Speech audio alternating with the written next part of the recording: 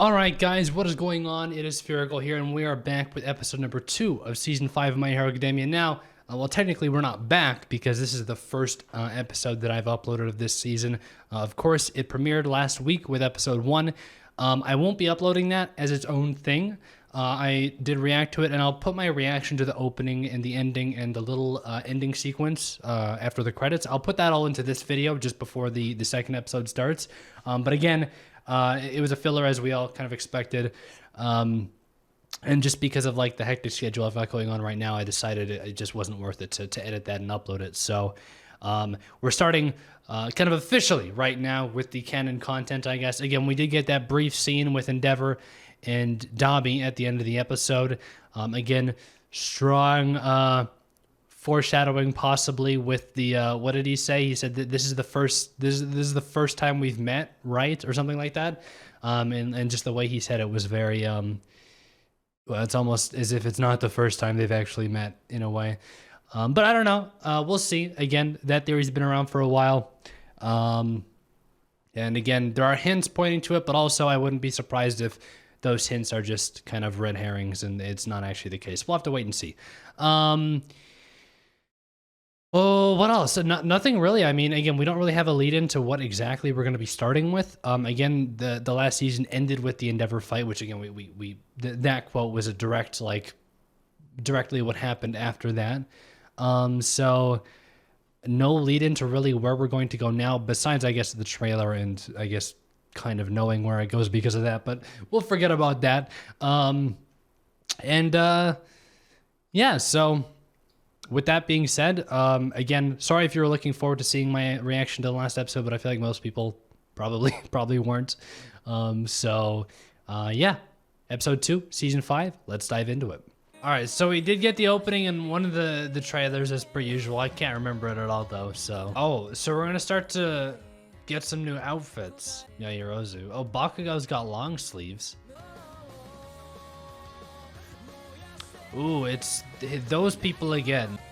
Okay, okay. So it looks like we're gonna get some backstory sprinkled into things. Uh-oh. The man reveals himself is the Dobby. Oh, it's our first time meeting, right? I don't know, dude. Is it? Wait, what? Okay. Okay. Oh, shit. Oh, okay. I can't remember her name, but she's here. Mirko or something like that. Well, time to go. Ooh, no, I mean, she wasn't gonna get him. Okay, okay. To what extent is this partnership going? Like how? So which side is he on for real? I feel like Hawk's doing this because I'm thinking of the League. It's supposed to catch us, but I think he's still working more on the hero side, but we'll see. He's just doing it for information. Okay, okay. That makes sense, that makes sense. I figured it'd be something like that. I didn't think they'd reveal it right away. I thought this would be like a season-long thing, like, ooh, is he a villain or is he a hero? And then 10 seconds later, oh yeah, by the way, we've just sent you into the League to learn about the Nomus. Hawks is a really interesting character so far. It's a little weird, huh?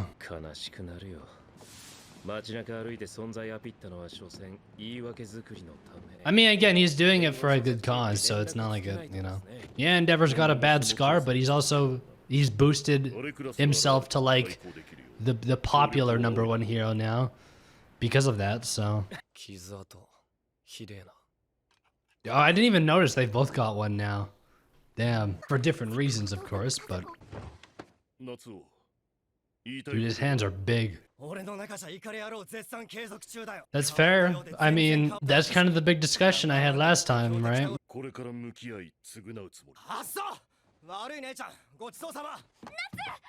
Hey, it's a process, right?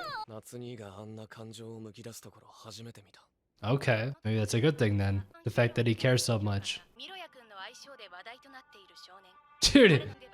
Dude, fuck yeah. Hire him. Make him your sidekick. That's kind of my opinion. Exactly. I want to see where this goes. Damn, is he gonna go to him or? Oh shit. Mineta, why'd you have to? A big hype moment and then just Mineta. Can we get more of that dream thing that we had last time? That was interesting. Oh, thank you. Oh, is this the same one that he already had, or is this a different one? What's with that guy? It's like, I guess the further back it gets, the more blurry. So this is the all for one, and so this was the first owner of One for All right here. Dude, he looks angry. Jeez, that's rough, man. Yikes. How do they have to pay him back? Yeah, that's exactly what he just said. That's what that means. Is this where he's gonna? Whoa. Damn, dude.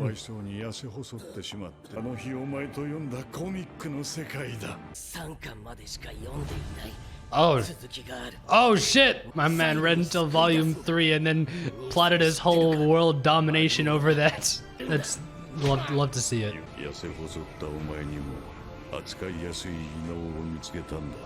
So here it is. That's it. Yeah, he's working on it. Okay, anything else you want to say? Ooh. Oh, fuck, man. All right, so a couple things happened in this episode. So this felt like kind of like the true ending to like the last couple episodes that we had at the end of season 4. Where it seems like we've kind of fully wrapped up the Endeavor versus High End kind of mini, again, is part of the festival arc, but kind of its own little side thing. Well, not side thing, but you know what I mean. So Hawks is a double agent at this point. He's working on both sides. I guess not really, because he's so to be a double agent, you have to be like on both sides actively at once, right? Whereas he's only working for the heroes, and he's trying to get information. So again, my question is this going to be a classic case of like I feel like it's kind of a cliche where like, you know, you have a character who infiltrates, he gets really far in, and he finally gets like, ooh, I'm finally going to meet the boss. And then all of a sudden it turns out that they knew that he was like spying the whole time, and then they trap him and try to kill him or something. I don't know. Do they know that he's working with the heroes? That much is unknown. Regardless, again, Dobby does seem cautious around him, although Dobby seems, or the League seems cautious around pretty much anybody. But again, just adds another layer of coolness to Hawks as a character. Again, I think that role kind of cements Hawks as like an important character for the rest. I mean, until the League is defeated, really, because he's in it deep on both sides.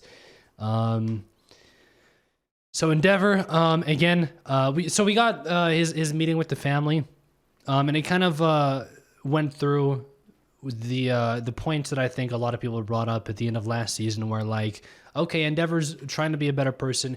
He does seem to care about his family, at least now. But does that absolve him of everything he's done up until now? It seems like his family, or at least Shoto and Natsu, would say no. And I think that's fair. I don't think that you can really forgive somebody, you know, that quickly, or even at all, really. You know, when it comes to what Endeavor did to his wife and to his kids. I like the I think it was Shoto that pointed out Endeavor's scar, and then it cuts to Shoto afterwards, and it's like, oh shit, they both have like the same face now.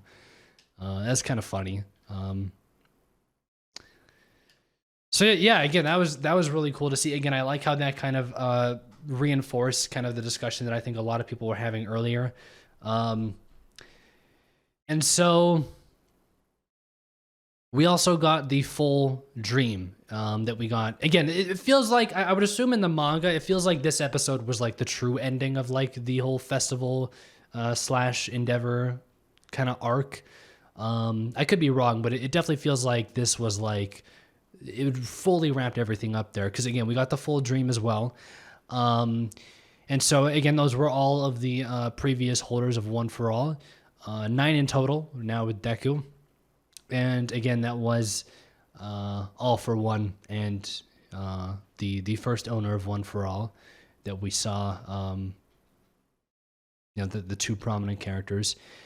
We saw kind of their full story, which again is a story we've already heard, but we just got to see it played out more in depth. We got to see a bit more of who All for One is as a person.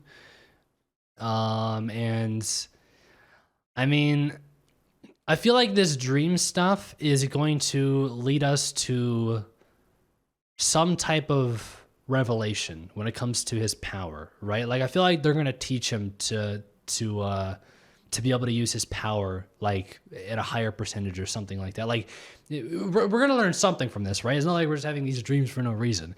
Whether it's lore about the previous holders or whether it's about how to use his powers more effectively or whatever the case may be, I feel like this is gonna lead to knowledge somehow. But we'll see. I'm really curious to see if he can somehow talk to the other holders of One for All, like he was able to talk to the original, because that would be really cool. Because again, all we know is the first one. We know the seventh one, who was Nana, and then the eighth would have been All Might, and then the ninth Deku. So there's still numbers 2 to 6 that we don't know. If we go back, actually, again, as we saw all of like the previous holders kind of standing there, and as you got further to the left, it looks like they got more and more like blurred and like shaded, and it's almost like they're kind of lost in time because it's just been so long that the memories are starting to fade away or something. I'm guessing that's what that is. So again, the sixth guy looks. I mean, he has like a bunch of ammo on his chest. He's got a cool jacket. The sixth guy looks like a classic anime edgy character. The fifth one, big guy with white hair. The fourth one is again in this like really weird half state where like he looks still humanoid, but it's all just like this yellow aura. He actually looks really cool like that. But I'm assuming that's not what he actually looks like. Like I'm guessing that's just his presence kind of fading away maybe a little bit. And then the first or the second and third ones are you can't tell what they are. It's just a red and a purple aura. But yeah, again, it'd be cool if we could learn about them. And I'm trying to like, I don't know how they could help him because like, do we ever get to see Nana use All for One One for All? Because again, I feel like from what we've seen with All Might and Deku, it definitely seems like One for All manifests differently in different people. Like again, with All Might, he gets big and buff and strong, whereas Deku, it becomes this like electrifying power. It has the same effect, right? But it looks different. So I wonder if maybe each like it would be cool to see if like maybe each of these previous holders. Like if One for All kind of manifested in different ways for them too, because again, and there's also like the different colors too, right? Because when you have like the smash and then it shows like all the little orbs and then the one color like draws in when they're about to punch, and it's like All Might and Deku both have different colors. So again, it's said like for a while that the power manifests even just slightly differently for different people. So it'd be cool to see all of these guys using One for All in their prime time. But I don't know. We'll probably do for some flashbacks with this whole dream thing we got going on. And we had at the very beginning we had that short skirmish between Dobby and what's her name again? Mirko. Mirko. I'm not gonna look it up for spoilers, but I think it's Mirko or something like that. Dude, she is ripped. Like, Jesus, man. What is she again? She's like the 4th or 5th or 6th. So she's just kind of like middle of the top 10, right? I think. Because it's Endeavor, Hawks, and then I feel like somebody else was in 3rd, and then she was in like 4th or something. She might be in 3rd actually. I can't remember. Again, most of the top 10 heroes that we got were heroes that we hadn't even really heard of. Oh, Genus. Is Genus 3rd? He's up there too. He's in like the really high top 10s, I think, right? Or is he? I can't remember. It's been a minute. But anyways, I think I'm probably gonna leave it off here. Very interesting episode, and again, I would assume that we're gonna be moving on to the school stuff that we're supposed to be getting for this arc, probably next week or within the coming weeks. So, anyways, I'm gonna see you guys all then, and yeah. So as always, early access, full length. That's down on Patreon.com/sphericalfilms. And with that out of the way, I do thank you guys for watching. I'll talk to you guys all next time. Till then, peace out.